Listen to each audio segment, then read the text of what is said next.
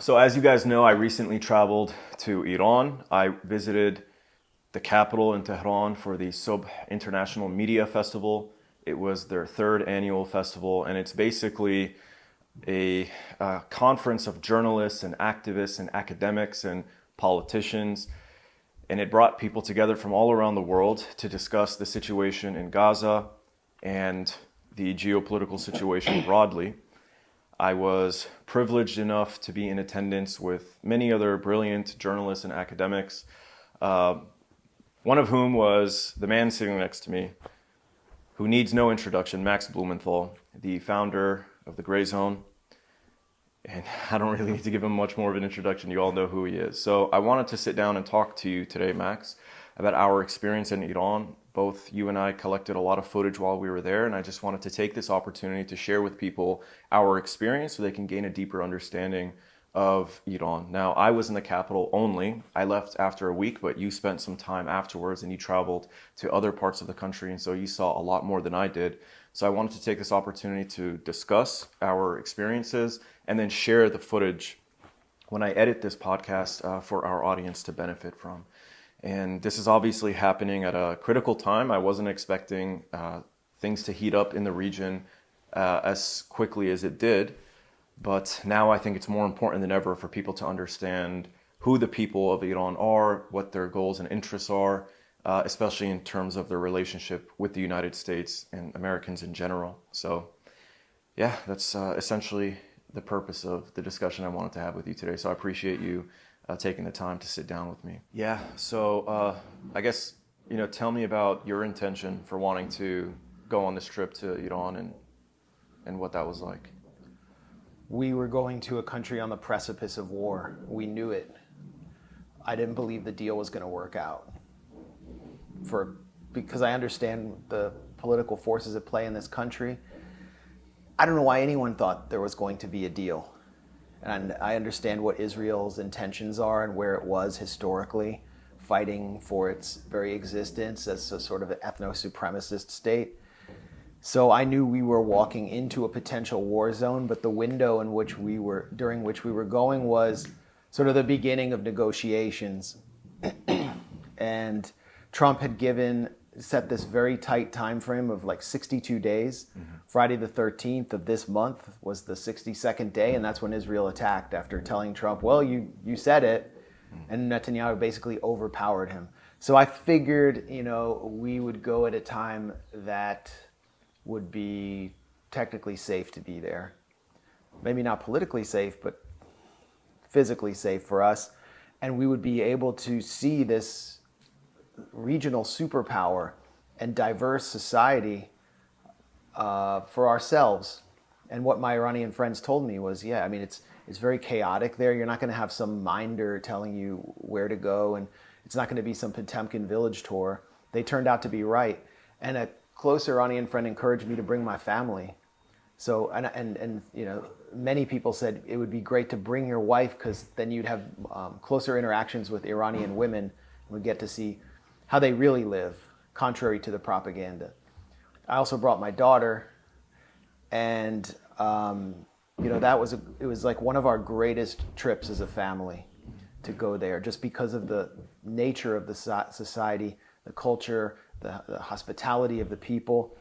And I was hoping we would get access to either military officials or military sites, as well as we wound up getting to go to this civilian nuclear reactor I was told was a must visit.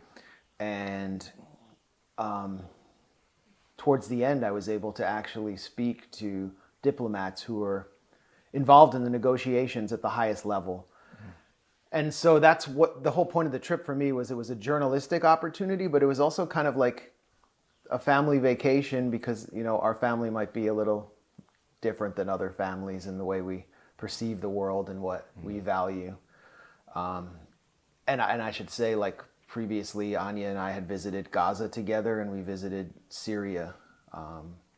Gaza before the genocide, Syria before it was practically dissolved as a state. So we kind of have bad luck in a lot of these places. You know, I actually was joking with my friends before I went. I told them I want to see Iran before they destroy it. And now they're in the process of trying to destroy it. I'm glad I got to see it. We also took a tour on different days of the Aerospace Museum, and we got to see Iran's military capabilities. Can you talk to me about, what you witnessed there and how that's coming to play now? I mean, these are the tools basically being used to defend Iran from Israel right now. Well, I should say I wish we were still there. Just us. Obviously, I wouldn't want my family to be there to cover the war. That's our job, and to bear witness and to use our skills as writers, videographers with our native English language to be able to communicate what's actually taking place there. And so many of the places we visited are now under attack. The Tajrish neighborhood that we visited so many times, home of this famous market, so many great restaurants and cultural attractions. I spent a night there with a more secular family, and I drank some wine at their house, like many Iranians drink wine privately in their homes, and that's the kind of population that lives there. They are now under attack, harshly under attack. There was a huge bombing there today. It may have been a terrorist car bombing, and I would really want to follow up and see how people are reacting to this. But some of the friends that we made there one of them is in central Tehran, lives a few blocks from the leader, Ayatollah Khamenei. Apparently, there's news now that Trump vetoed an assassination of him. But that neighborhood has been under intense bombing for the past few days. And I've been hearing from her that she's trying to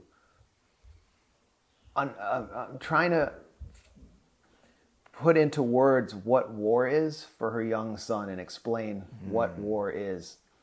And the bombings, the way she describes it, with drones coming in and then her building shaking, it reminds me of what it was like when I was in Gaza. Israel's going to try to Gazify Tehran. And at the same time, Israel's experiencing something that I don't think has ever experienced in its history, and certainly hasn't experienced the kind of existential dread of being under bombing in your cities that you cannot stop since 1973, when its army nearly collapsed and it had to have an emergency airlift thanks to Henry Kissinger. The Iranian ballistic missiles that we saw on display at that Aerospace Museum are so significant in turning the tables on Israel, and will be, if Iran manages to establish deterrence, they will be the key.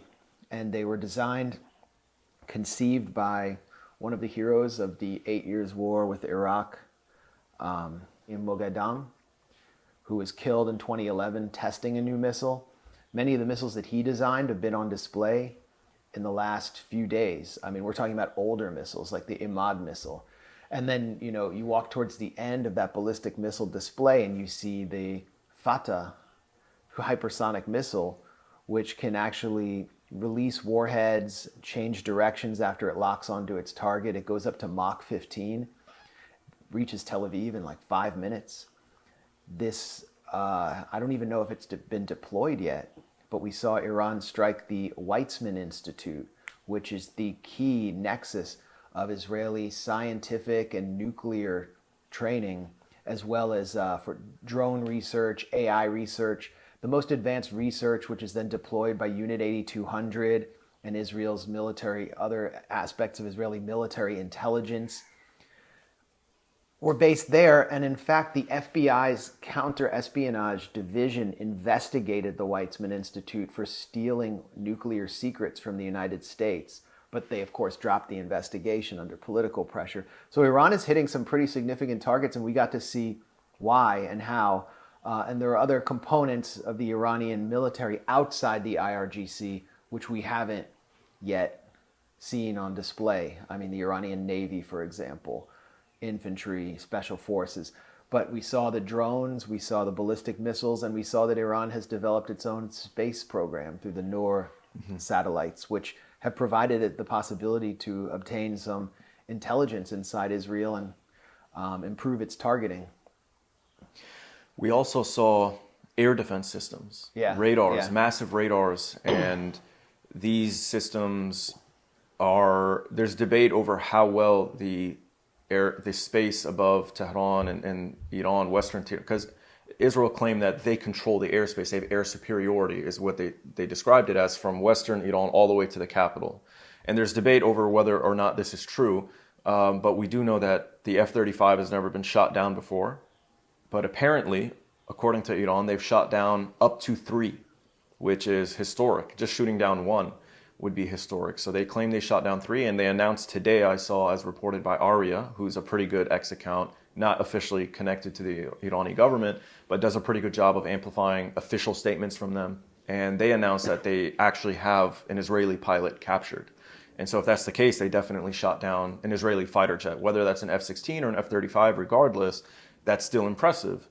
And I knew their capabilities, but going to that aerospace museum and seeing what's on display and being told by the IRGC Public Relations General that what you're seeing here is at least a decade old. We have things that you haven't seen before.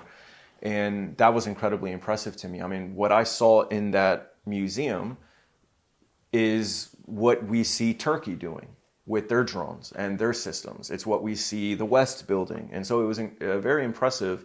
And it's remarkable, when they give the presentation. I don't know if you got to experience the presentation because the general... No, I wasn't. Okay. He wasn't there for me.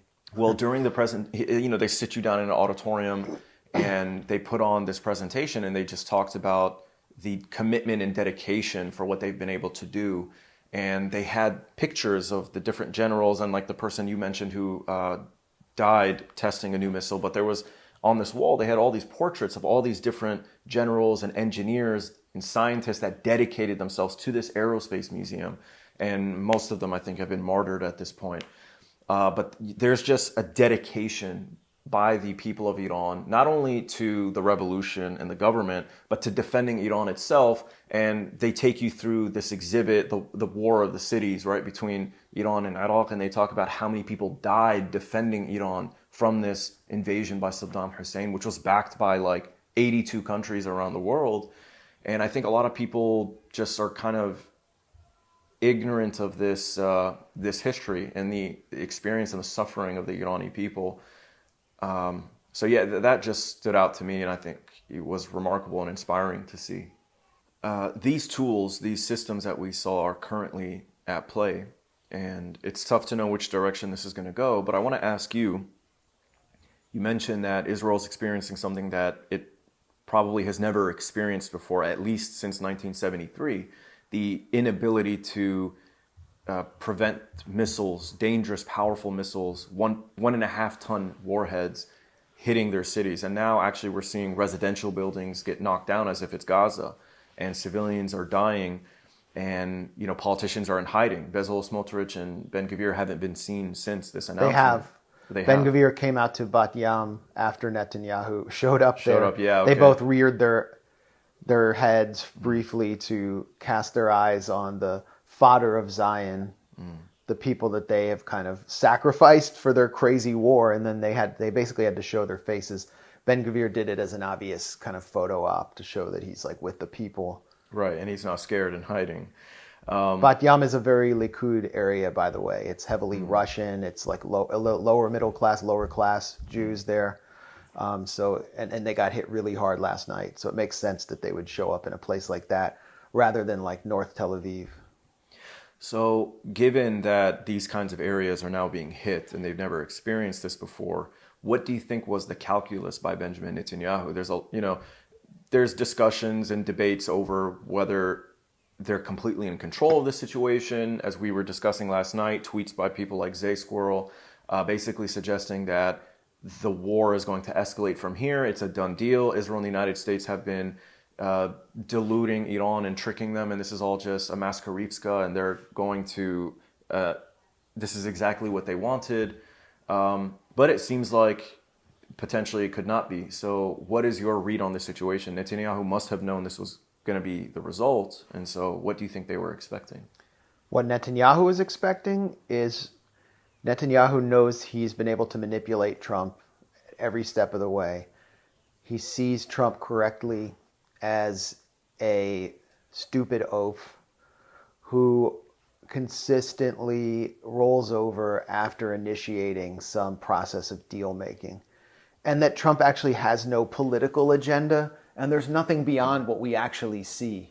I wish everyone else would see Trump like Netanyahu does. What we see with Trump is him going to Saudi Arabia or Qatar or Dubai, Abu Dhabi, and just accepting as like bounty, just any amount of gifts that he can take in for his family. He'll take that, and there's nothing beyond it. That's all he wants. He sees that as the goal. And the Israel lobby has done a lot to incentivize him and entice him as well. But they also have something that the Gulf Arabs don't have, which is political leverage to actually harm Trump domestically. And after 2 assassination attempts, I think Trump might actually be afraid that they would ice him if he actually suspended weapons or did something serious to end this. I think Trump personally would not like to see this war take place. The people around him, J.D. Vance, people and his director of national intelligence, they're not interested in getting the U.S. involved. But every time Netanyahu pressures Trump, he rolls over, as he did when Netanyahu told Trump, the 2-month deadline's up, it's time for us to attack, and Trump just green-lit it and then went to a performance of Les Miserables with J.D. Vance, who was just like tweeting cringe-worthy jokes about how he thought it was actually about the demon barber of Fleet Street. And they knew the war was coming. Pete Hegseth went to a baseball game, and they knew this consequential war is coming. I don't think they understood or understand Netanyahu. Netanyahu understands them. He doesn't understand them. Netanyahu sees them as stupid Gentile cattle.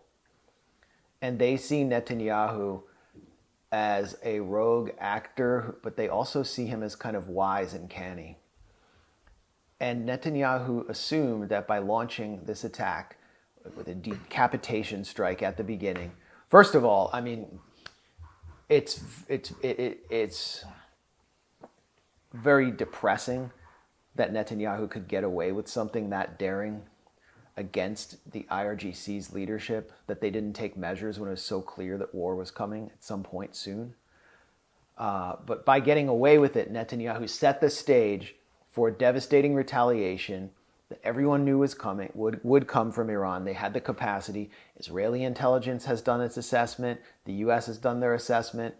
And you can read these publicly or from think tankers like the director of the Institute for National Security Studies in Israel.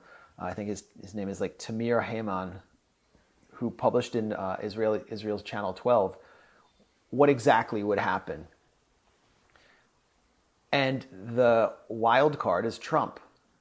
He basically predicted an open-ended war with heavy ballistic missile strikes, and that Israel could do deep damage to Iran's leadership, but it could only set back its nuclear facilities 6 months to 12 months, and it could not carry out a kind of regime change war and finish it on its own. So Netanyahu's calculus is that the stupid goyim in Washington are going to ultimately get involved. And that's been Netanyahu's objective all along. If anyone's followed Netanyahu, they would know that when Obama was president, the first time he came to Washington, when John Boehner invited him, who was the majority leader, an opponent of Obama, something we'd never seen before, a foreign leader being invited by the opponent of the president to speak in Congress and use that as an occasion to attack and manipulate the president. We've never seen that before. This was like 2011. Netanyahu holds up a satellite or an aerial photograph of Auschwitz and says FDR refused to bomb the railways to Auschwitz. Then he holds up a satellite photograph of, I think it was Fordo or Bushehr and Natanz, one of those nuclear reactors, and he's like, this is the new Auschwitz that will destroy the Jewish people. You must do something about it. So basically, if Obama fails to bomb those nuclear facilities, he's the ultimate anti-Semite. appeaser of Nazism. And Obama, he didn't do it. They got the JCPOA done, which was a complete failure. But this is Netanyahu, and this is his objective with this war. And so he's raising the stakes so much. And what is he doing to raise the stakes? He's putting Jews out there. He's basically, from the Netanyahu point of view, he's putting Jews out there like sheep to the slaughter. He's using human shields in order to show them to the West, in order to get the West to bomb. It's exactly what they accuse Hamas of doing. Will Trump bomb? I mean, maybe by the time this is online, it will have already happened. I'm seeing rumors that he'll do it on Monday. Trump has released a statement saying... that they're considering it, right? Yeah, no, he released a statement, one of these goofy Truth Social statements that proves everything I say about Trump, just being a complete doofus. He complains about not wanting to get credit, or about not getting enough credit for making peace, and that he's a peacemaker and he's a deal maker. And things were heating up between Serbia and Bosnia when I came in. I cooled that down. And then Pakistan and India, I shut that down. You know, he wants a Nobel Prize. Because the Nobel Prize comes with like $1 million. It's more money for his family with that level of prestige. That's what he wants. But he also doesn't understand Netanyahu or what it would actually take to shut this war down. Now, I could shut it down if I were president, or you could. We would know how to do that. But, you know. How would you do it? Well, you just suspend spare parts for like one. You just stop one shipment on the air bridge to the Nevatim Air Base, and the whole thing ends. Yeah, but that would get you potentially iced by the Israel lobby, or by whatever forces are at play that serve Israel. So what would you do to mitigate that and then take this action? Lock them up? Well, of course, I would have campaigned for president and probably been assassinated then, so I would have never made it in. Right. Because during my campaign, I would have said that AIPAC, this would be at the top of my agenda, AIPAC would have to be registered as a foreign agent, and there would be an Espionage Act investigation. And the Justice Department made one of its greatest errors in 1964 by failing to register them. That would shut down the whole program. The Zionist movement would come after me. And one of the most important pieces of journalism I ever produced was one of my first pieces from inside Israel called Feeling the Hate in Jerusalem. And if you haven't watched it, it's because you're a Zoomer or maybe a millennial, and you weren't there when like I was making history before viral videos really even existed. This video was one of the first videos banned by YouTube, Vimeo. I was publishing stuff at the Huffington Post then with like a direct arrangement with Ariana Huffington and her team. They said, this is not journalism. You cannot have this on our site. I was denounced by the completely talentless fraud Ta-Nehisi Coates for that video. Jeffrey Goldberg joined in. Jeffrey Goldberg joined in ultimately in denouncing me. 50 Cent published the video on his website for some reason. Yeah. And the reason was what was in the video hit hard for especially Black Americans at the beginning of the Obama era. Because what I did was I went into central Jerusalem where there's the bars in these alleys. And it's yeshiva students from America who are the biggest douchebags from Long Island, or I should call them douchebags. And they go there for a year and they do tons of drugs and get high and wasted every night. They're not doing anything spiritual. And I went up to a table of guys with a camera and just said, what do you all think of Obama's speech in Cairo, which had happened like 2 nights before? And they were all from the 5 towns of Long Island, these like heavily Jewish suburban towns outside New York. And they just were like, he should be assassinated. They started calling him the N-word over and over again. Like, Americans aren't used to hearing young people say the N-word, but that word is commonplace in the 5 towns. And it showed Jewish Zionist entitlement and racism and the attitude of the Zionist movement towards Obama, because they actually believed he would create a Palestinian state. They actually believed Obama's fake presentation to the Arab world. They didn't understand who Obama really was. And that video was so shocking. And but like Ta-Nehisi Coates, he was sucking up to Obama, and he wanted Obama to seem as though he was beloved by Jews. Like he was like, I'm Baruch. I'm not Barack. I'm Baruch. And the whole Obama camp was frightened by that video. It couldn't see the light of day, and so it was completely buried. But it really shows that was the last time an American president actually made any overture to Arabs and actually did something slightly out of line with the choreographed blueprint that's been presented to them by the Israel lobby. And I think there was actually, I think, an article in a local Jewish paper in Atlanta about quoting people on their wish for Obama to be assassinated at that time. That video needs to be reposted to X. I've done it, and it's on X, but things have gotten so crazy. And you look at Israelis now, it's like they're in the homes of people in Gaza wearing lingerie. Like there's a guy in the corner with blindfolds on that they're like putting cigarettes out on. It's like, that was crazy at the time. Yeah. Bringing it back to the conversation about Iran. So now the war is heating up. You mentioned people that we know, that we made friends with, that are in Iran right now experiencing this. What do you think potentially happens next? I don't know what happens next. I know what happened before, and I know how it's affecting people there. I mean, that's one of the things I learned. And I am like an amateur student of history. That's what fascinates me the most, more than like studying military gear or international relations or geopolitical economy. And the history of the Iran-Iraq War was something that I hadn't explored in depth, and so I wanted to learn more about it, how it impacted the generation that went through it. So in Iran, we went on the Tehran metro all the way from the north to the last stop in the south, well, as far as we could get, and then went to the Behesht-e-Zahra Martyrs Cemetery, where the graves of so many martyrs, including very important commanders in what Iranians call the War of Holy Defense, are buried, including the brother of Mohammad Bagheri, the IRGC commander who was killed on last Friday.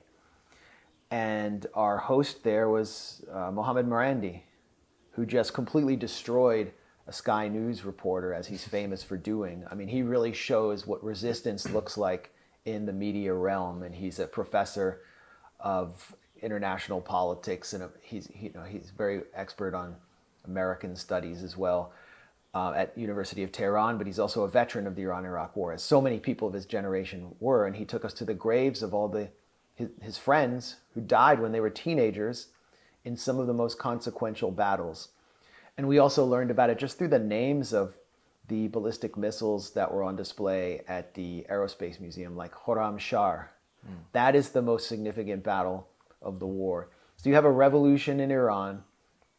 There's hostage taking of Americans, which sets the stage for the West and the Gulf states to weaponize Saddam and the Ba'athist regime in Iraq as kind of a battering ram against this revolution, which threatens their regional hegemony.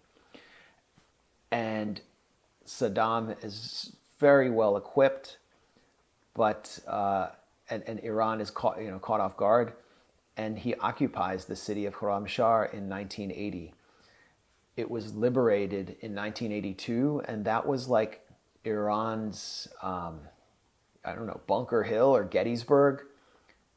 It's like one of the most important battles, and it took so many lives and so much. The locals actually managed to hold Saddam's powerful army off for 11 weeks with very little weaponry. So there's so much history there that's now become ingrained as part of that generation that lived through the war.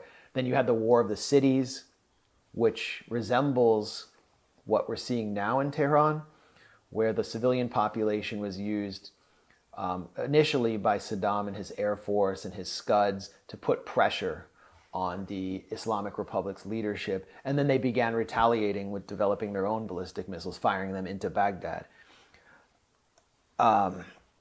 Obviously, what Iran is going through now is much more intense because Israel has so much technological superiority, and its death tech is the premier in the world. But that period folded into this long extended push by the Iranian leadership to attempt to take Basra, which would have established a beachhead inside Iran at the heart of its Shia population center, which likely would have toppled Saddam's government. That was their view. Basra in Iraq, you mean? Basra in Iraq. Yeah. And so that led to the Karbala 4 and Karbala 5 operations, which Mohammad Marandi participated in, and he was a frogman. And the reason that he was a frogman and his unit were frogmen wearing scuba suits was because the Iraqi army had set up these elaborate defenses that forced them to go under marshes, under barbed wire, and then endure tank shelling in order to reach their goal. Now they pushed the Iraqi army back. They did penetrate the defenses, but they failed to get to Basra. They may have, it seems pretty likely that they forced an end to the war, but so many Iranian men, young men, died in those battles, those final battles. And that left such a scar on that generation, but it also prepared them for future wars. You can see all of the leaders that were the IRGC leaders who were killed on Friday and who have subsequently been killed were veterans of those battles, directed those battles. They see everything through that prism. And then the people who we met, who are like our colleagues in Tehran, we would meet like young journalists who were, very international minded, cosmopolitan, fascinated with our perspective because they want to know more about what's happening in the U.S. But many of them are dedicated to the Islamic Republic. Some for one simple reason, which is that unlike many other young people in the Muslim world, they actually get to be proud of their country's foreign policy. Unlike young Egyptians, for example, they don't hang their heads in shame and feel just this complete sense of humiliation because they get to be part of a society whose government is actually fighting back against this singular evil of our time. But they have deep grievances with the government. For the first time, they are experiencing what their parents did. And they may have wondered, why did people say that America's the great Satan and Israel's the little Satan? Like, what is this? It just sounded kind of like a slogan to them. Yeah, there was a generational divide. And now they're going through their own Khorramshahr, and they're starting to see why their parents would chant those slogans or why their parents have this stoic attitude towards war or understand the scars of the generation of Mohammad Marandi. And understanding why it's worth stomaching sanctions and living through them and not experiencing the Western consumerist bullshit that they could have in order to invest in their own minds and capabilities to defend themselves and to have that pride in that foreign policy. That's only possible because they have struggled and they have sacrificed.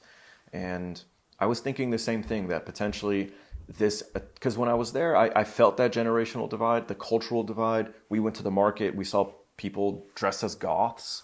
I discovered that anime is incredibly popular in Iran. A lot of the youth are, dressing a lot more liberally, despite the fact that it's banned. You're not supposed to use Instagram or any of these other applications. They all use VPNs. The government cannot control it. They've given up completely. And so Western culture has just permeated through the society, and there's this divide. And so I was worried that, maybe they could stoke a rebellion or color revolution and topple the government.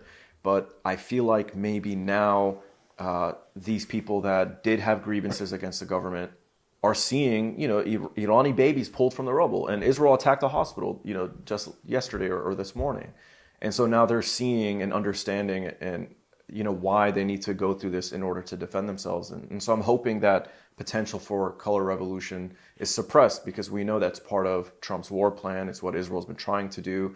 The Shah's son, this fat privileged pig, in a foreign country, is like celebrating Israel's attack on his people. Like, even if you have a grievance against the government, how could you support a foreign power, undermining the livelihoods and the power of your homeland, your supposed homeland? It's disgusting. But he's part of this effort to kind of sanitize what Israel's doing, and he claims we're going to bring democracy, even though he's the son of a king, and he fully intends to reinstate a monarchy if he were to be put back in power. And so, yeah, I agree with you. I think now that this younger generation is finally getting a taste and being reminded what their parents went through, and hopefully that can empower them to continue to resist.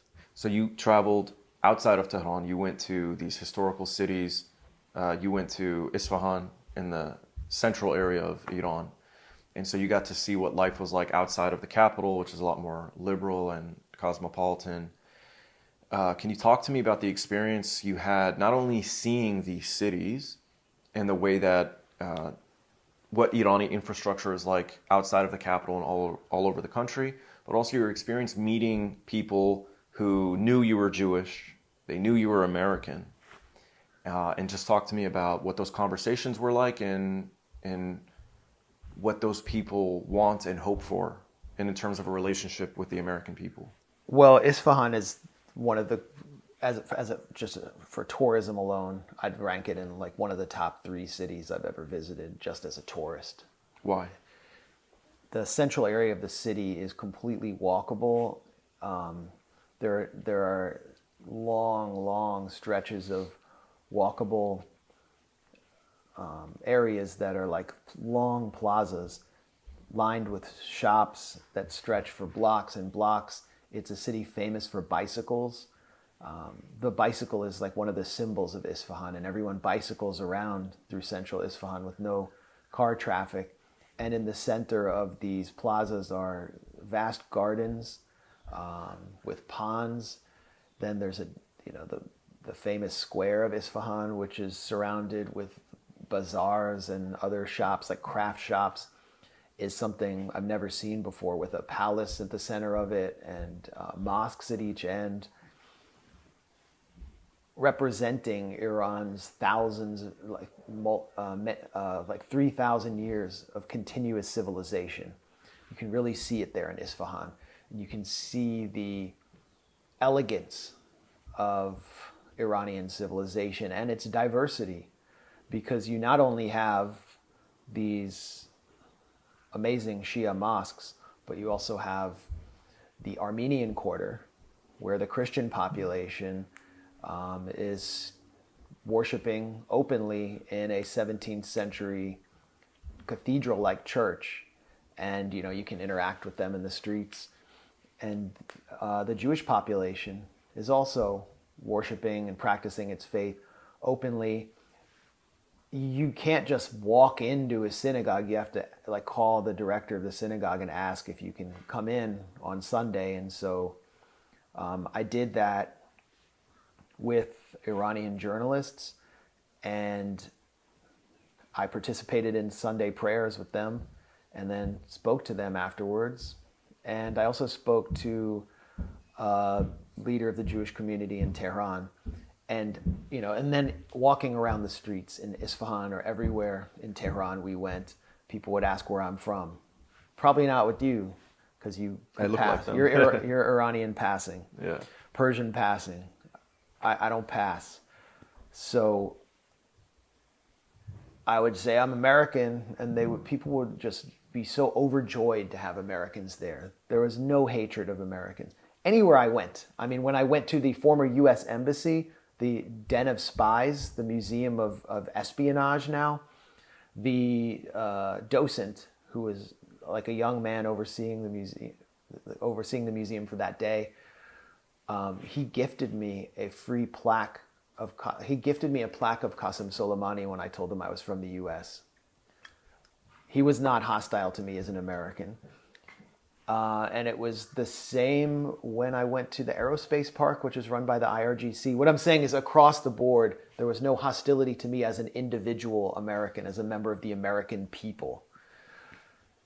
And I would tell people openly that I was Jewish, and there was no hostility there either, because Judaism is not roundly demonized in Iran. As a minority faith there, it's protected under the Constitution of the Islamic Republic. That was the first time they received formal protection. They're guaranteed one seat in parliament, along with other minority faiths. They can't get more than one seat, and there is a suspicion about that community for sure. And I heard the suspicion. And the leaders of the Jewish community in Iran do everything possible to draw a very sharp distinction between Judaism and Zionism. One community leader said to me, "We are the sons of Jacob, not the sons of Israel." Jacob is, and Israel is basically just the Hebrew word for Jacob. And that's sort of their job.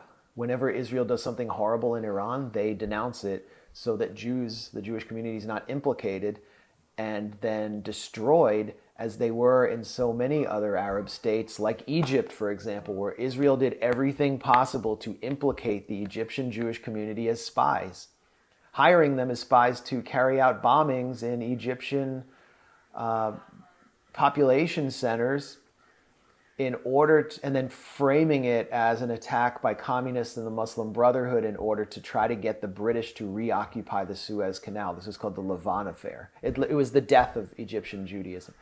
The Zionist underground in Israel, organized by Yigal Allon, planted bombs in Jewish community centers in Baghdad during the 1940s to compel Jews to leave Iraq. So Iran's community exists in this precarious space, but it's Zionism that is responsible for their precarity. And the Iranian leadership would like to preserve them there on the basis of them not being political Zionists, basically being non or anti-Zionist.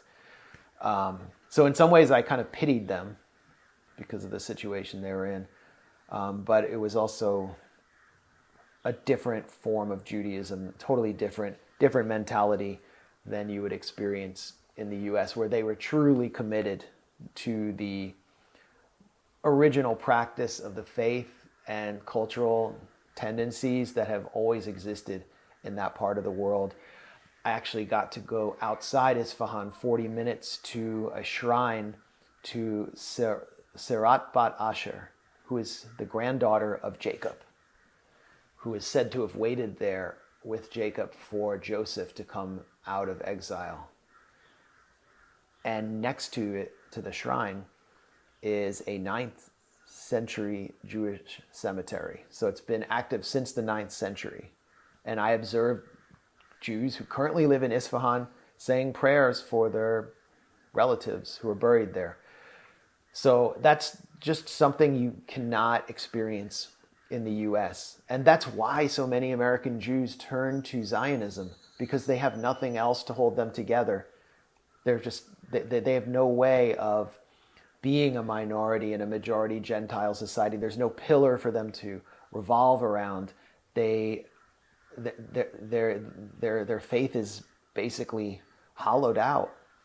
And so they turn to this fake, I would say, anti-Jewish construction that was conceived by a messianic atheist who initially offered to convert Europe's Jews to Catholicism in a meeting with the Pope, Theodor Herzl, the godfather of political Zionism, a betrayer of Judaism.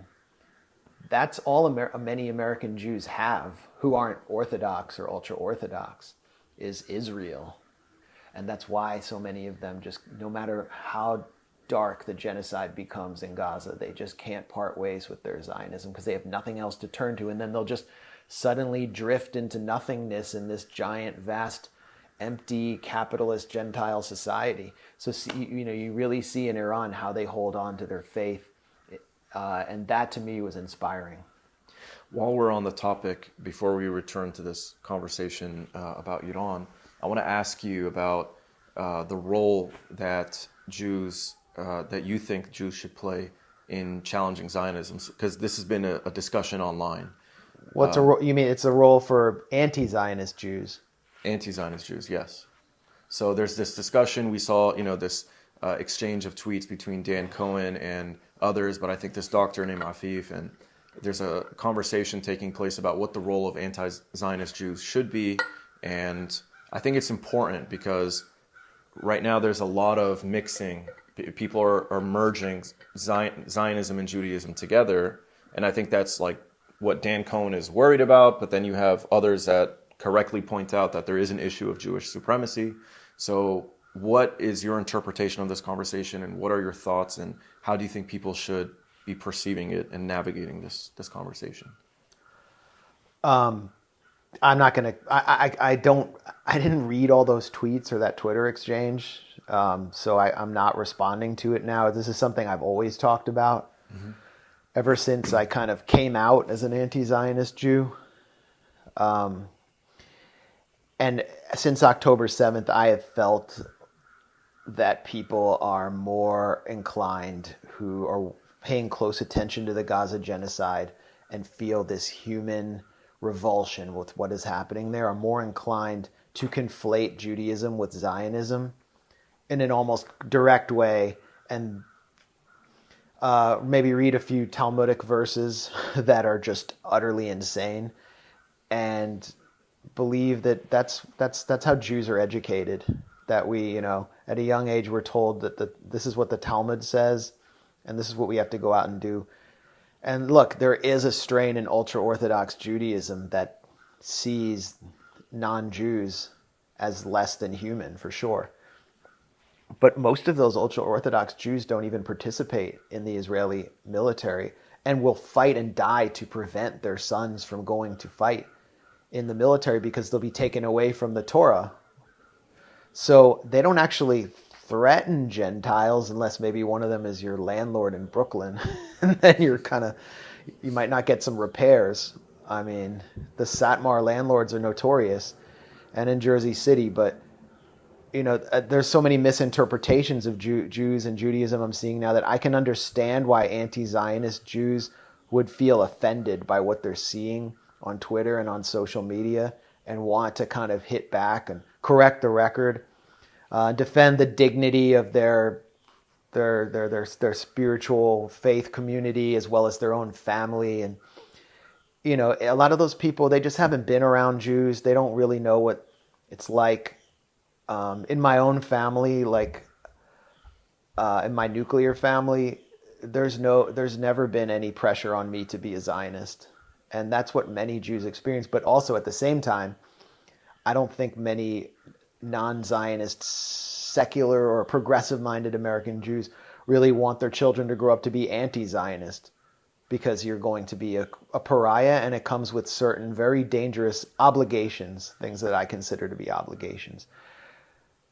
What are those obligations? Well, it depends on how you interpret anti-Zionism. But you have to, first of all, you have to struggle against Zionism in solidarity with others struggling against Zionism. You have to embark on a war against Zionism. I guess in a political and maybe even a spiritual sense. Everyone brings their own set of skills to the battle. But you have one advantage that a Palestinian doesn't have, or someone else who is a victim of Zionism does not have, which is that you can actually go into the community. You can go into the state of Israel and gain access, and you can come out of it with knowledge and information, and you can even be a whistleblower in one of the many Jewish institutions that have been captured by Zionism and turned into instruments of Israel's Holocaust regime. And that's your obligation. And I can tell you right now, we have Jews inside those institutions at the Gray Zone who are going to supply us with information. And my book Goliath was the outcome of me using my Jewish privilege as provided to me by the quote unquote Jewish state of Israel to get in there and report on what the society was really like. And what I showed in that book was that they were primed for genocide, that this was coming. And it was a message, a warning to everyone. A Palestinian American couldn't have written that book because they couldn't have got in there in the same way. Couldn't have gotten in the room with fascist groups like Im Tirtzu. Couldn't have gotten those Long Island fanatical douchebags on camera to say what they said. So I was using my Jewish privilege as an anti-Zionist to struggle against Zionism with the skills I have as a journalist. But it's up to anti-Zionist Jews to use the advantage they have that others don't have. And that means turning on the communal leadership. It has to be done. There's this thing you say at Passover, the 4 questions, and there's like the 4 sons, and it's supposed to be like the 4 kinds of archetypes of Jews, and this is how you learn to be a good Jew. And there's like the simple son, and then there's the wicked son, and then there's the wise son, and it's like the simple son doesn't know how to ask. The wicked son says, what does this mean for me? In other words, he's like, my own sense of morality and what I think is right and wrong trumps the sense of morality of the community's sense of morality. And then the wise son says, what does this mean for all of us? Basically, we're all going to put aside our differences and just get up and say the Shema together. And then whoever the communal leader is, we're just going to trust them. And that's what you learn from the 4 questions. And I think anti-Zionist Jews need to embrace the role of the wicked son, because it's the wicked son that puts humanity first. It's the wicked son that allows themselves to see what is being done in Gaza and allow it to shape their agenda according to how it tears their heart to shreds when they see just children being slaughtered day after day. The wise son says, oh, this is disgusting, these images are horrible, but I have to compartmentalize it and find some way, somehow, of explaining it away as the fault of Hamas and fall into line. I don't want to be wicked. But what has the communal leadership of American Judaism done? They've turned our religion into they've basically destroyed it. They've basically destroyed our image. What Gentiles say in private is a lot of people are wondering, where's the condemnation of this? What's wrong with them? What is wrong with this group of people that exerts so much power over our society? And then you have the internet kind of edgy anti-Semites who are noticing. They just sit around and notice. And it's pretty easy for them to notice because there's no other message coming out of our communal leadership that this is fascism. That what's happening in Gaza is just pure, unadulterated, messianic fascism. No, they're supporting it. There's nothing that will stop. There's no amount of violence that will stop them from supporting it. So I think embracing the role of the wicked son is actually the moral thing to do. It's actually the righteous thing to do. It's actually embracing the prophetic voice, which is much, much older than Tel Aviv. Well, thank you for opening up about that and sharing that perspective. It's enlightening for me, and I think it'll be for others as well. So returning to Iran, we saw a society that's been under sanctions basically for the last 50 years. When I was there, and this might be kind of silly, but whenever I go to a Middle Eastern country and I just see paved roads, I'm like, oh, this is not a bad civilization. But Iran went beyond that. I mean, it felt like Turkey. It was very well developed and clean. I had never seen a cleaner Middle Eastern city. And we were in the nicer parts of Tehran, no doubt. But, we took the metro and we saw some, poorer areas, and it, it was rough. But for the most part, the infrastructure was there. I mean, they have highways and bridges and a subway that takes you underground a clean subway with air conditioning that can take you anywhere in the city. And from what I'm told, that same subway system exists in other cities all across Iran. And that's something that after many, many decades of failed projects in the United States, we still don't have. Ever since I was a kid, they've been talking about a train that will take you from Orlando to Tampa. Who the hell needs a train from Orlando to Tampa? As soon as you get off, you have to get in a car and drive a long distance again. Yeah, pretty much. But It was would Obama. reduce traffic on I-4, which is horrendous. But 20 years of discussions, and there isn't a single train. Meanwhile, in Iran, under sanctions, they have a functioning system that's on time and it's clean and it's fast, and it is important because Tehran experiences a lot of traffic. But this is also a society that makes everything it has. I saw billboards, advertising all types of products that are being built in Iran. And I, was asking the translator and the drivers, are these dishwashers made in Iran? Or, are these products being made in Iran? Are these smartphones? I saw an advertisement for a smartphone that they build in Iran. Probably they get the components from China, but they assemble it in Iran. And so all of that was impressive to me because of the fact that they're under sanctions. Like, I felt like Iran is a self-sustainable society that likes to produce, not just consume, from the West. And I thought that was impressive. But the sanctions obviously still have an effect. So can you share with me what you noticed, what you perceived in Iran, and how you think the sanctions are affecting the lives of everyday people? Well, the subway, I was told, was not always on time. And it's because they can't get enough cars online because it's hard to repair them because of sanctions. I saw this also in Venezuela. In Caracas, they have a tram that goes into the mountains that made it possible for people in a hillside slum to be able to get down to the city in like 15 minutes instead of walking hours, like 2 hours down and back.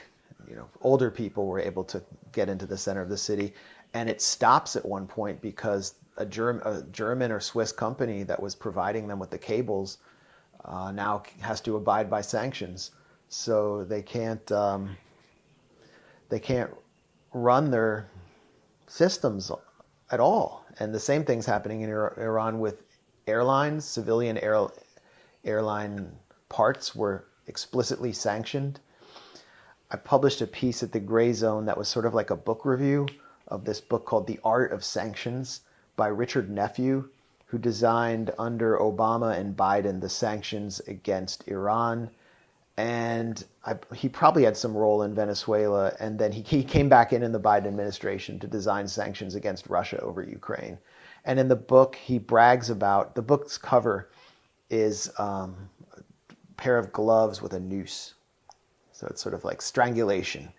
He brags about reducing the amount of chicken that Iranians had available for Nowruz. And he complains that he was not able to prevent Russians from obtaining, mayonnaise or fancy dressing or certain cheeses that are in their markets, and that he wanted to not only deprive the population of the things they loved and needed, including parts for used cars in Iran, in order to make it harder for Iranians to get to work, but he also wanted to flood these countries, specifically Iran, with telecommunications gear. Leading up to the Masa Amini color revolution, Richard Nephew oversaw a policy of flooding Iran with cell phones so they could all get on Signal and other encrypted apps to organize riots. And he claimed success for that.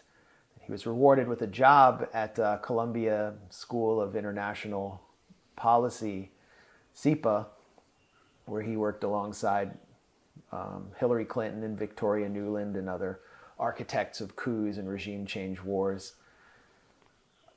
Student at SIPA, by the way, one student was Mahmoud Khalil. None of these figures who are anti-Trump figures are speaking up for him, who's been kidnapped and disappeared into a federal prison for opposing their policies. But that's what sanctions has been about explicitly for the United States. Explicitly, it's about financially terrorizing the average person there. And we saw in the streets, how people weren't desperate. Like Rudy Giuliani, who was a paid agent of the MEK, this anti-Iranian exile group, he gave a speech at an MEK fundraiser where he said, people in Iran are running around trying to sell their organs in the street. This is great. Sanctions, maximum pressure is working. We didn't see anything like that. Desperation, people trying to sell their organs.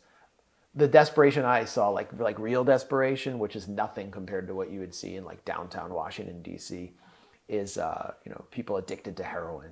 Iran has high levels of heroin addiction. But what you would see, though... Can you explain just briefly why they have high levels of heroin addiction? Well, one thing, it's very accessible because of opium coming in from Afghanistan. Who they share a border with, for those ignorant of the geography. Yeah. Also, I should mention, Iran has some of the most progressive drug treatment policies and drug counseling policies and free methadone clinics everywhere. It's not something that they're hiding.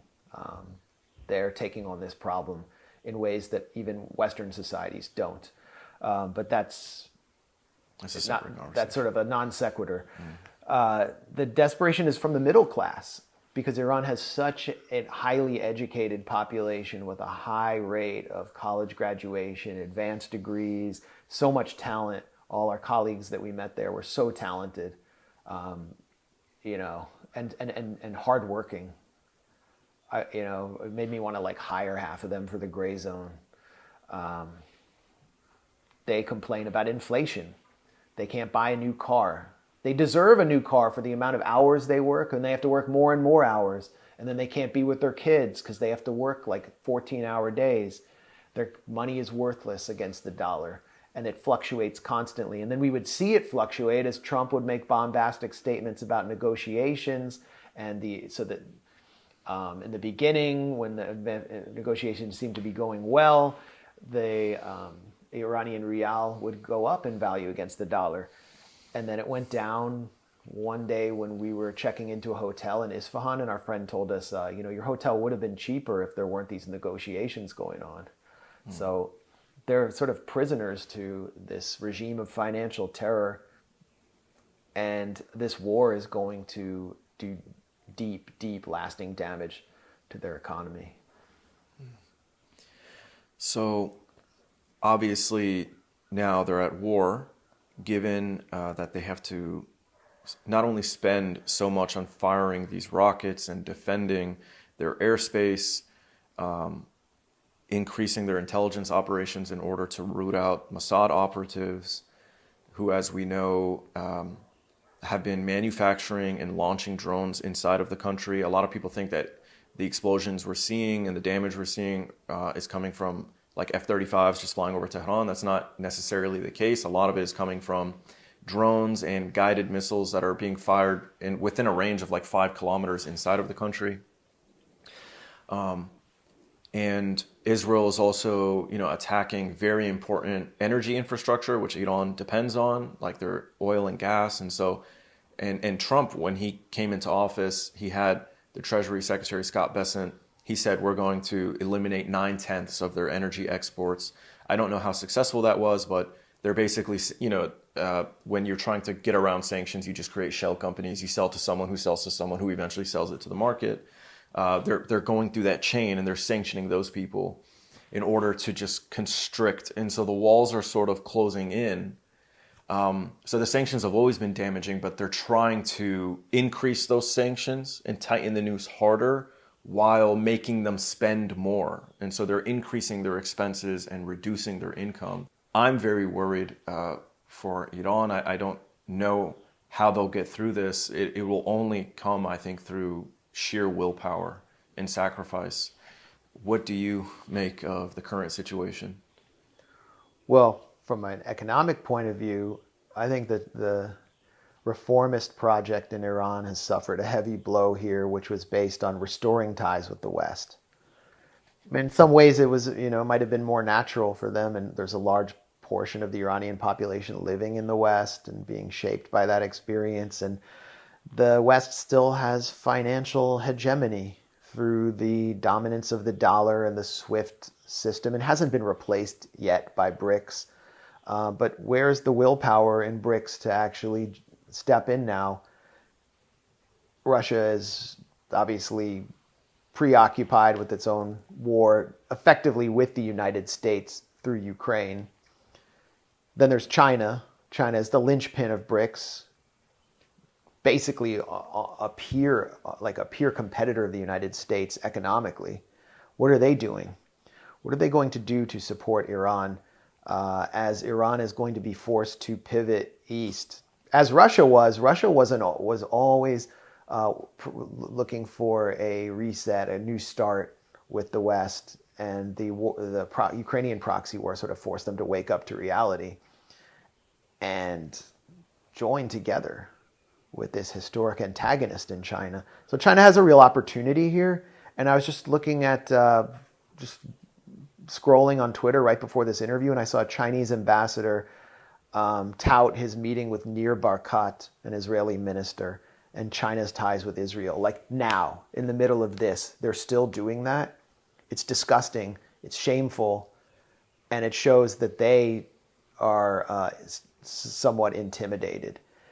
And I think the Chinese leadership needs to understand that they're next on the chopping block after Iran.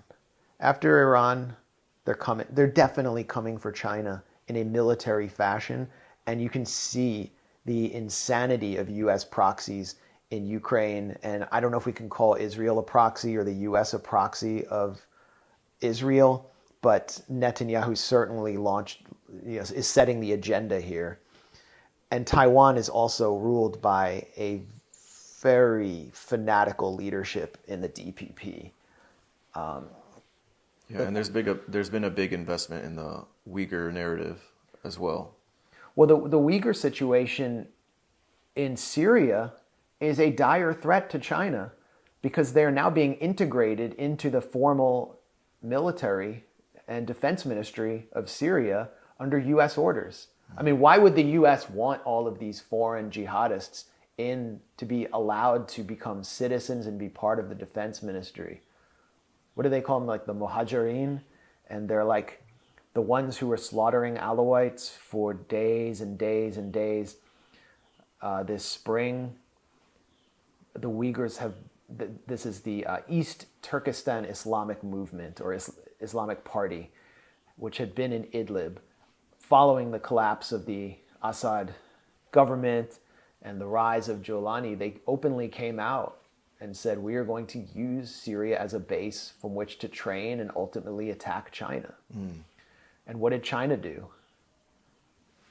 I don't know what they're doing. I mean, obviously they have their own strategy and they have their own intelligence assessment, but they didn't do much to support Assad. I mean, I'm not talking about, from my own, I'm trying to be objective here or see it from China's perspective. And China has touted its counter-terror model in Xinjiang as superior to what the West did. They'll point to what the US did in Raqqa and Mosul, where they destroyed half of the city, killed tens of thousands of civilians to root out ISIS, versus their so-called vocational centers, where they were modernizing Uyghurs and de-indoctrinating them from Wahhabi Islamism. They tout that as superior because it's nonviolent, and they point to the improved status of Uyghur women in Xinjiang, and that they're working now. They're not having like 8 or 9 children. They're having 2 children, and they have more economic power. That's their model. But at a certain point, the contradiction's going to come out that they allowed this problem to fester, and it's going to come for them. But the Uyghurs are a mere proxy. I mean, Taiwan is the much more dire threat. China's surrounded on all sides by Western bases. The Philippines, Japan, Taiwan. Then you've got the Xinjiang threat, which is instrumentalized also by Erdogan's Turkey, a NATO member. They're surrounded. And look, Iran has been surrounded as well. So how can they look at this and allow this to happen, allow regime change to take place in Iran and not think that they will be next? I don't know. I was at this conference in Washington 2 weeks ago, the Special Competitive Studies Project of Eric Schmidt. which is an AI expo for AI warlords. Palantir was there along with all of these generative AI firms that are trying to predict conflicts for the military. You have drone manufacturers. And they brought in the Filipino defense minister for a very good reason to be on center stage, I think with either a top Palantir executive or with Eric Schmidt himself. I mean, the whole conference was about preparing for war with China. And there was even a debate on center stage about whether the U.S. should focus its energy and resources long-term on preparing for the inevitable coming war with China. And Joseph Dunford, the former chairman of the Pentagon Joint Chiefs, said we have to actually prepare for war with Iran in the next 60 or 90 days. So there's just a debate. Who do we kill first? Who do we kill first? Yeah. And if the regime change project in Iran is interrupted and stopped in its tracks, they're going to have to put China further on the back burner. Yeah. They're going to have to put it in the icebox. So I think it just appears as though China, their policy, which people jokingly say like do nothing and win, but what China seems like they're interested in doing is just doing business with everyone, and including Israel. But I saw that there were a few cargo planes coming from China that entered Iran in the last 2 days. These are massive cargo planes. I don't know if they're military cargo planes, but they're definitely capable of carrying, certain supplies. And they would turn off their transponders before entering Iran. So they flew, over Central Asia, over Turkmenistan, and then they would turn off the transponder, and it's assumed that, they're tracking the elevation and they saw that it's definitely going to Iran. So China is definitely supporting them behind the scenes in limited ways. It'd be nice if they gave them these flashy fighter jets that Pakistan is operating, which recently had a lot of success against India. That would definitely help Iran. I don't know if they could train their pilots fast enough, but that would definitely help them protect their airspace. But they also just completed this recent rail line, and Iran is sending as much oil and gas as they can to China, which is their weakness. And the U.S. understands this, which is why it's kind of funny that they pushed Russia closer to China. Now Russia is investing a lot of money with China in increasing their overland pipelines, because anything traveling through the ocean is in danger, as we saw with the Nord Stream pipeline.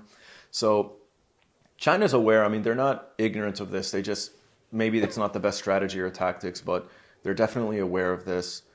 Maybe they feel that Iran has a stronger control of the situation than we do, and perhaps that gives them more confidence. But I agree that they should definitely see Iran as a speed bump towards them, and they can either let it get eliminated now, and a threat to the Belt and Road Initiative, which the Silk Road was to run through Syria as well. Mm-hmm. And now you see the Syrian government cutting every deal possible with Western corporations. There's a corporate hitman from a Louisiana-based LNG company named Jonathan Bass, who's become the key fixer. He's a registered lobbyist for the Abraham Accords, key fixer for the Trump administration, who's just shopping Jolani to AT&T and Western oil companies as the man who will sell off Syria and prevent China from ever getting in there again. The same thing will happen in Iran if there is regime change. Yeah, and this is happening at a very important time. Biden was so proud of this trade route he created between India and the UAE, and then it goes overland, and then it's supposed to exit from Haifa towards Europe, and that's supposed to counter the Belt and Road Initiative. And we've actually seen this trade route be used to help bypass the Houthi blockade, the Ansar Allah blockade in the Red Sea. And so Israel's been receiving goods overland, through this trade route that, basically goes through Jordan and then into Israel. And so, yeah, there's a lot at stake here. I hope China will do more for them. And you have like the historic antagonism between Russia and Iran, which is clearly a factor. Right. I mean, the Soviet Union occupied Iran after World War II. The Iranian revolutionary government supported the Mujahideen in Afghanistan. And there was so much friction since then. There was friction between Russia and the IRGC and Hezbollah in Syria. Massive friction. And Russia was deconflicting with the Israeli Air Force, allowing them to attack Syria, essentially, and to attack the IRGC there. When I was there in 2018, there was enormous anger from the loyalist population toward Russia for allowing that. It's unclear where Russia is militarily, but China, as you said, China exerts influence primarily through economic cooperation, infrastructure. Russia has exerted a lot of influence in Africa and even in Latin America through military cooperation. So what are they doing here? There's this enmity that we saw even in the den of espionage in the U.S. Embassy, where there is kind of a wall of heroes or a room of heroes. The Americas are honored with, Malcolm X is on the wall. I believe Sitting Bull. There's Mao. Mao is a figure on the wall. Obviously, the Palestinian resistance heroes occupy a large space in that room. And then Russia is represented by a 17th century figure. There's no one from the Soviet Union. Also because of the official anti-communism of the Islamic Republic. But this is going to impact Russia as well enormously. And yeah, the Russians apparently were supposed to give advanced fighter jets to Iran, and they've either been delaying it or they haven't done so for whatever reason. But there was hopes that Iran could modernize their fighter jets in time. And Iran came to their, supported them in Ukraine, providing them with their drone technology, advanced drone technology. The issue with BRICS kind of feels like the issue that I perceived with the axis of resistance, where you have these allies that are decentralized. And they're allies, but that is a very fragile alliance because it's not backed by any centralized, forced cooperation. And so you had Ansarullah, Iran, and Hezbollah support Hamas in very different ways. Obviously, Hezbollah did much more, and they paid a huge price. And Iran, as many have criticized them for, didn't step up to do more for them. It feels like recently, I think Brazil voted to keep Venezuela out of BRICS, and Turkey's trying to get in BRICS, and so you have these people just trying to benefit from the economic alliance and have BRICS benefit them more than they benefit BRICS. Yep. And there isn't this strong diplomatic. I mean, just look at China and India; they're like at each other's throats, but they make up the core of BRICS. How can that work? And so BRICS has a lot of potential, but a lot of flaws. Yeah, a lot of contradictions. I mean, India might have to be replaced with Indonesia. Who did Brazil bring in instead of Venezuela? Argentina, like practically days before Milei was elected, and then he's the biggest bitch of Washington, so he leaves BRICS immediately. So yeah, I mean, you make a great point. BRICS has not brought the multipolar world into being yet, and this war in which Iran is essentially left on its own, as it almost always has been. All of its ballistic missiles were developed on their own. The only support they got was from Hafez al-Assad's Syria. Libya even denied them support. Is fighting. It's sort of like the image of this popular meme that went around about Gaza, which was based on the Tiananmen Square tank man who is stopping a tank, and you have tanks representing pretty much every powerful country in the world, and they're standing against it. I mean, that's Iran right now. Or the tanks are just sitting on the sidelines watching as if it won't affect them later. Yeah.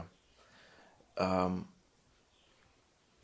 that, I guess, to have another parallel or metaphor or whatever, how to describe it, Israel had so much success against the axis of resistance, primarily Hezbollah, more than Hamas. No one expected Hamas to really, just because of the nature of where they are in Gaza, completely besieged, trapped. I mean, there's only so much they could do. But the criticism of Iran is that they basically allowed Israel to one by one fight each part of the axis individually. And that's the last thing you should do if you're fighting as allies. Like Napoleon Bonaparte famously, when he would fight several enemies, he was able to wipe the floor with them because they allowed him to fight them individually. And they wouldn't unite, and so it just became easy for him to pick them off, and that's kind of what Israel's doing. Iran let them do that to their detriment, and now BRICS, potentially is allowing the same situation where they're just letting the West one by one destabilize and pick apart and weaken their opponents without providing a lot of support. But I mean, China has come to Russia's aid in as much of the way they can, so hopefully they'll increase that and improve that. But that's kind of the issue that I see. Well, it's unfortunate you can't interview Yahya Sinwar because he's the one who put this whole dynamic into play. Within the context of being under siege and under endless occupation and having no way out diplomatically, absolutely no other choice. And militarily, had Sinwar gone to Iran, we see how deeply penetrated Iran is by the Mossad. We see how deeply penetrated Hezbollah was by Mossad and other arms of Israeli intelligence. Had he gone to them, there's no question Israel would have been able to detect and deter the Al-Aqsa flood attack on October 7th.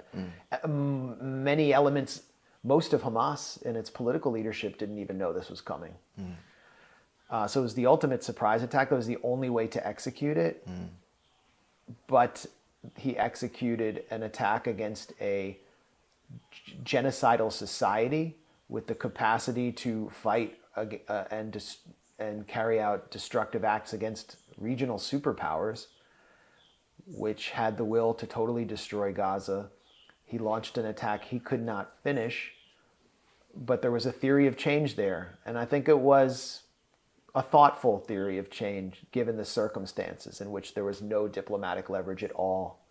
And it was hostage-taking. And in the past, hostage-taking had yielded real results. The only results that any governing entity of Palestinians had gotten in years and years and years. So over 200 hostages, it should have yielded more results, but that was contingent also on military pressure on Israel that was not guaranteed on October 7th, obviously, to Hamas. It wasn't guaranteed by Hezbollah, and Nasrallah launched this sort of low-intensity campaign limited to the north, which took some pressure off Hamas in Gaza. But what was Hamas going to do in a fight against the Israeli military? Yes, they would be able to kill hundreds of Israeli soldiers, but Israel can just keep throwing more fodder and using its total aerial superiority. And then there's Iran, which was trying to develop its society and maybe get a new nuclear deal, pushing hard under maximum pressure to increase enrichment and break out capacity, make deals with China. They don't want to return to the trauma of the Iran-Iraq war, and so they're constantly holding off. And as I said before in this conversation, its military leadership bore the scars of the Iran-Iraq war. So they're not going to go in all in. Nilforshan, the IRGC commander, was in the bunker with Nasrallah when Nasrallah was killed. Well, they were both killed. I visited Nilforshan's grave at the Isfahan Martyrs Cemetery. So they were planning this together, but Iran was simply providing Hezbollah with some modicum of support without enacting True Promise 3. After the assassination of Haniyeh, after all of these red lines were crossed, they didn't do it. And I think this is part of what got Nasrallah killed. Nasrallah was also playing a role in helping advise Iran on what to do, reportedly. So you are right, and I agree and thought this all along, that the only way this could have worked out for Hamas was that they all went in together before Israel destroyed Hezbollah's munitions stores, which you've pointed out are mostly like older ballistic missiles and rockets, but still could have been useful. And before Israel was able to launch this surprise decapitation strike inside Tehran. But that ship has sailed. But the point I'm making is, politically and from a military point of view, it also might have been impossible. And so it goes back to Sinwar's decision-making. He's put this dynamic into play. And so now here we are. The whole reason there's a war right now is because of October 7th. And Sinwar definitely knew this would take place at some point, that it would get to Iran. But Iran's leadership, I don't know how seriously they took it. Did they actually think there was going to be a deal and that they wouldn't be Gazified in Tehran?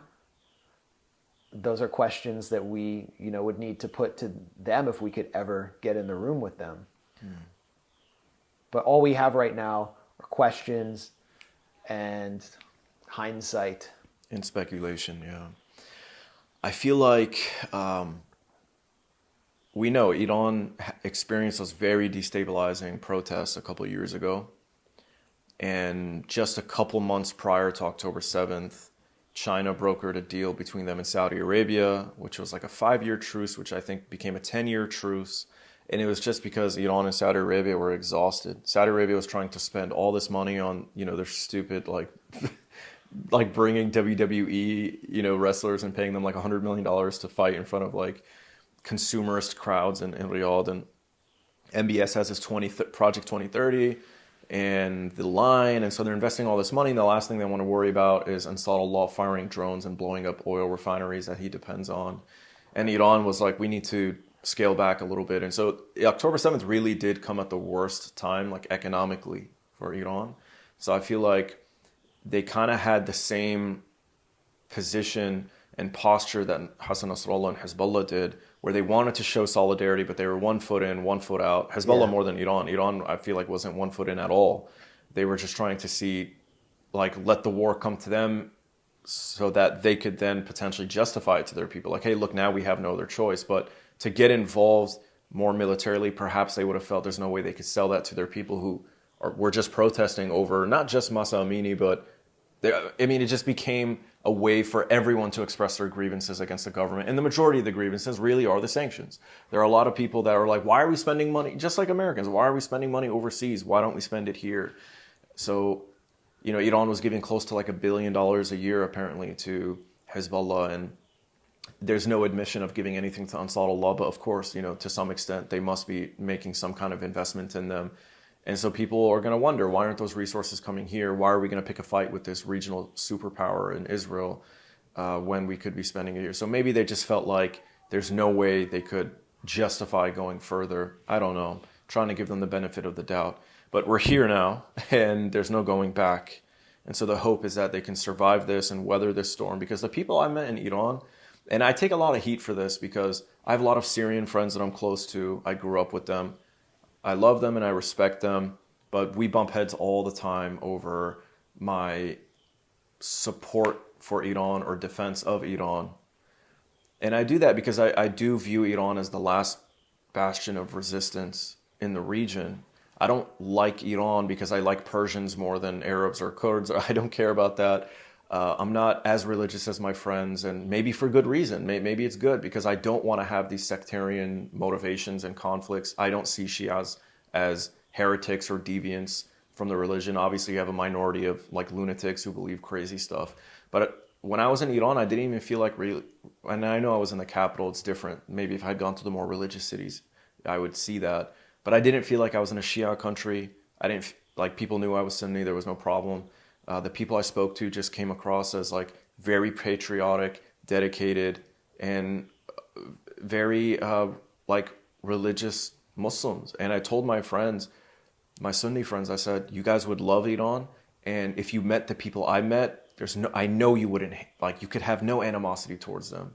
Like, we just need to see each other and understand that in the region, we really do need unity, and we can't allow like those who spread not just like Wahhabi doctrines, but those who are like trying to politicize religious differences, and they have these lunatics just spreading this anti-Shia or anti-Sunni messaging to divide us, because the only way Israel's going to be defeated is if not defeated, at least stopped,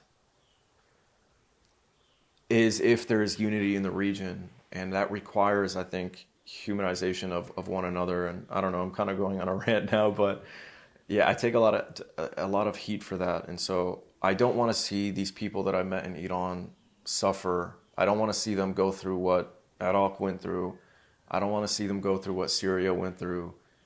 Why is it going through all of it? Why did Syria go through that? Why? Because they were on the clean break Zionist target list, and sectarianism has been inserted into religious spaces, particularly in Sunni Arab countries near Israel, in order to divide and increase pressure on Iran.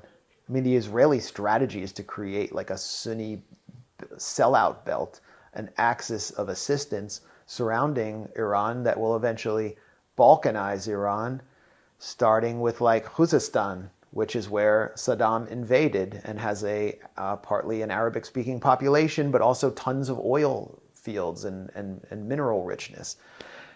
So we have to see the sectarianism as a product of Zionist sectarianism in many ways. And the U.S. and the collective West plays on it. I wrote a whole book called The Management of Savagery about how the collective West weaponized Wahhabi Islam in order to weaken resistance to its hegemonic control of the region. So, I mean, you're having tension with people because they just don't have the same level of political education. They've been duped, and also they hate Assad and maybe they lived there and he was an Alawite and people suffered. I get it. But are you really going to let the real terrorists win? And they are. They're focused entirely on localized sectarian concerns, and they're not seeing the big picture. They're not seeing the big picture at all. And I mean, there's so much silence now around Syria. It's because I won the argument, not I. I mean, there are other people who argued more stringently and more consistently than me. But those people who argued that regime change was an Israeli project with Gulf sectarian Sunni assistance to establish a kind of ostensibly Sunni supremacist project that was going to sell off Syria's resources and sovereignty to the West and allow Israel to occupy large parts of the country and dissolve the Syrian state has been proven correct. And neuter it militarily. And neuter it so that FSA mercenaries are alerted that the U.S. will refuel an Israeli aircraft at Al Tanf, and they are to stand down, and they obeyed those orders. So it's lost. And those people who celebrated liberation and the revolution can't be reached. I mean, I don't have any interest in talking to them, but it's like what you're dealing with is probably what I've dealt with fellow Jews on some level. Although you argued both sides in public. I have, yeah, and I've made clear, I condemn Bashar al-Assad, and honestly, I'm still kind of confused about where I am on the position because I see it from both perspectives. But I call it out all the time, what Ahmad al-Shara or Jolani, whatever you want to call him. People are going to attack me for using both names. I don't care. But I call out, what this new government is doing, arresting Palestinian resistance, allowing Zionists into the country. Jonathan Bass, you and I have had discussions about him. I've posted about him. They allowed the Mossad to come in and take Eli Cohen's files and belongings. Yeah. The top Mossad spy. Yeah, and they write it off as, I wish they would just tell me straight up, and they don't. They just deny that any of this is happening. But I wish they would just tell me, look, this is a temporary relationship in order to strengthen our position now, but ultimately, we are opposed to Israel. If you look at the fighters in HTS, they have posted videos where they say Jerusalem is next. These people believe that, and they may have even gone to Syria to fight believing that was next. So I know the people believe that for sure. Now, that fighter was arrested for putting that video out, but the Syrian people themselves no doubt hate Israel. The problem is the decision makers, this new political elite, I suppose, have become uncomfortably close, dangerously close, and it's resulting in, like you just said, providing their airspace to allow Israel to attack Iran. And I know that Syrians are viciously opposed to Iran because they blame Iran for what Bashar al-Assad was able to do to them. And it was interesting hearing, like, there's just a complete disconnect from both perspectives. Hearing, Professor Merendi, when he was talking to us in the cemetery, he told us that when Iran was under attack by Iraq, which was backed by 82 countries, there was only one country that stood with us. That was Syria. That was Assad's government. And they paid a price for it because they had a pipeline with Iraq and they had to basically sever that relationship. And so they financially suffered to show solidarity with us when the entire world was attacking us. Because we had a revolution. The Syrians have a revolution, and there's just this disconnect, but there's actually a lot of commonality and there's just a disconnect. People are ignorant of this history. They don't understand those perspectives. And if you don't understand it, you can't communicate and have dialogue and produce greater understanding and potentially, reduce tensions and align. What I'm just trying to communicate, because Syria can't be undone now, what I'm trying to communicate to people now is, as a region, we have to get past these differences and understand that, and I'm living here in the West, so I still consider myself, I guess, spiritually as part of the region. But what the region needs is an alignment of interests and understanding that collective security, instead of trying to undermine one another, collective security and collaboration economically, politically, militarily is needed in order to defend each other from the real threat and the real terrorists in the region, which is Israel. Unfortunately, I mean that's the pragmatic stance. And again, I mean, I'm not a Muslim. I'm not like in it.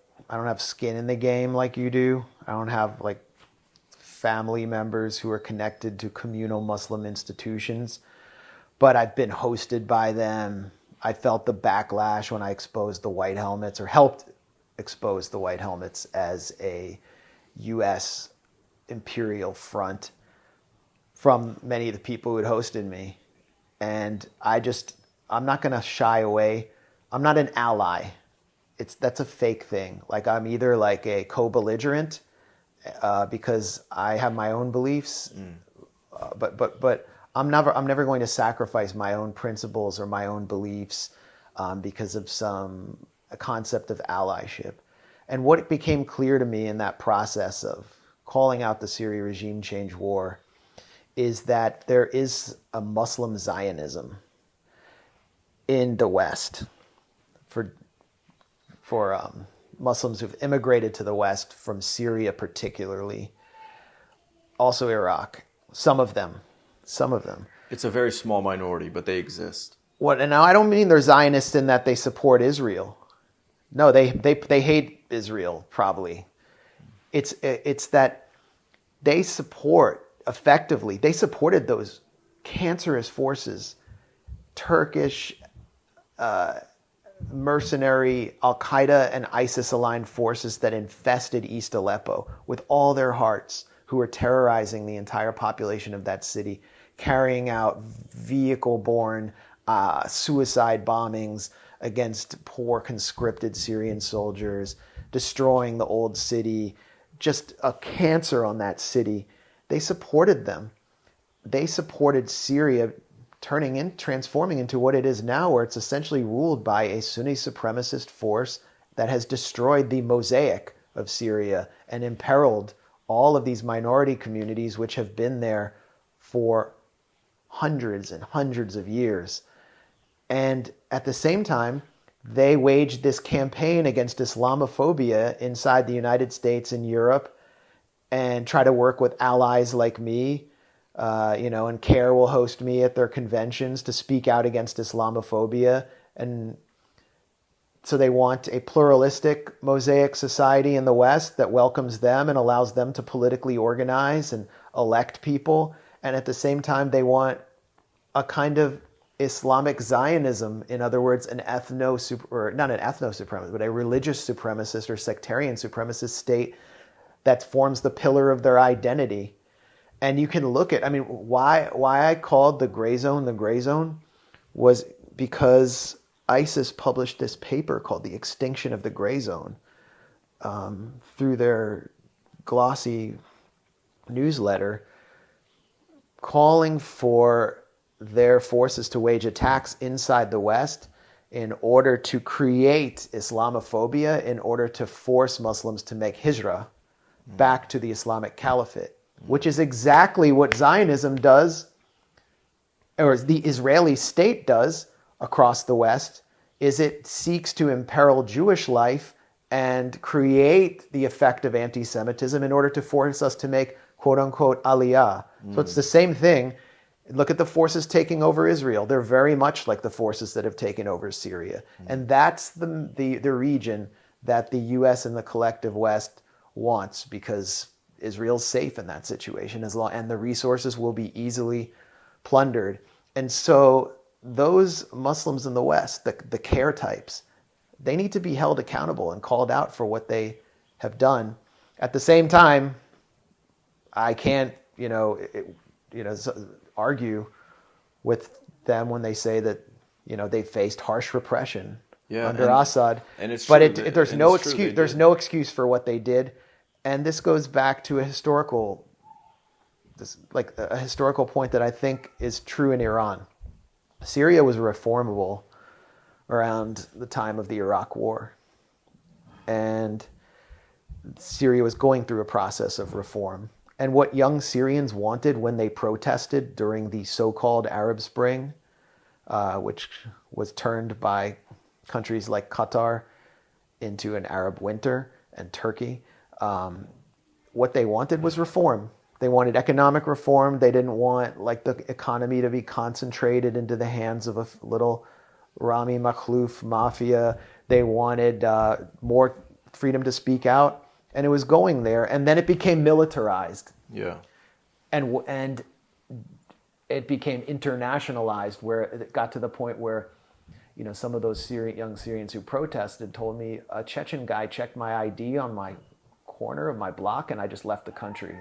That was enough for me. I became good friends with the guy who financed the protests, who is a Syrian American businessman in Damascus. And he ran a Pepsi bottling plant. And he said one day he went down to his plant and the Al-Qaeda aligned forces had taken all his workers outside and forced them all to say the Shahada to see if any of them couldn't say it properly. And then they were going to execute them. And he said that's when he just gave up on the whole project. So there was a lot of extremism. So and my point is, this massive proxy conflict. Reform was possible. The enemy of reform was the United States and Israel. They didn't want that to happen, because reform still would have kept in power a kind of government or regime that was still willing to align with Iran, but had more liberalism inside and kept its population happy. GDP of Syria was expanding. They were talking about establishing a new wing of the Louvre in Damascus. Every Western student who wanted to learn Arabic would go to Damascus. And even what I saw in Damascus was just an incredible, modern, diverse city that functioned in many ways better than Beirut under sanctions and war when I went in 2018. That's also true for Iran. Reform would have happened in Iran on its own, and we saw it, where the state had basically stopped enforcing the hijab on many, in a sort of soft way. And that was symbolic of everything that was happening. But this war I think this war could reverse all of that. And by design. And I have nothing further to say in this interview. Yeah, I was just going to wrap it up. But so go ahead. Well, thank you so much for your time and educating me on so much. And I look forward to sharing it with my audience, and hopefully they'll benefit from it as well. So, or be outraged. On certain narratives, people will be outraged for sure, but I'm past that. I don't care.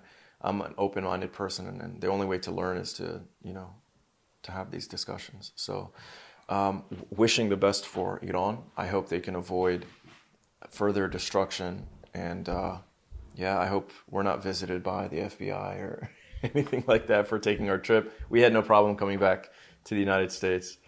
But as things heat up, potentially, they could take interest in people like us for going there and viewing us as propagandists. I released a video. I don't know if you saw it when I came back, my trip to Iran. And I deliberately focused on the good that I saw, obviously, because I wanted people to understand, the good side of Iran. And I felt like that was my contribution to try and avoid war, ultimately, like showing the American people and my fellow Sunni friends, like, hey, Iran is not exactly what you think it is. You know, it's different. It's better than what you think it is. But yeah, I mean, people have attacked me and they said like you're an Irani-funded propagandist, which is not true. It's not true. But yeah. Yeah, I know that's not true about you. And we got attacked accused in the Washington Post of that without any evidence. Yeah. And it's not true for us either. But don't give the FBI any ideas. I mean, I think this country is going into a very dark place right now. Military's in the streets in LA.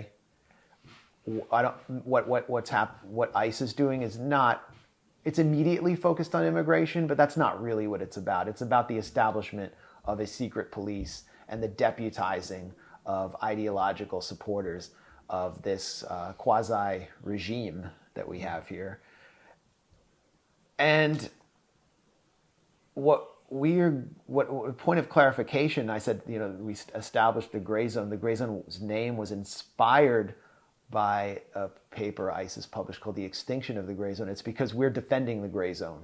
And I think, this discussion is happening between us where we don't see eye to eye on everything, is happening in the gray zone. So we're going to continue defending the gray zone. I don't care under increasing pressure. And we have a mission at the gray zone that I think every journalist should have, but very few do, which is to tell people in this country what they're not supposed to know, and to show them the evidence. Yeah. And you guys are doing an excellent job.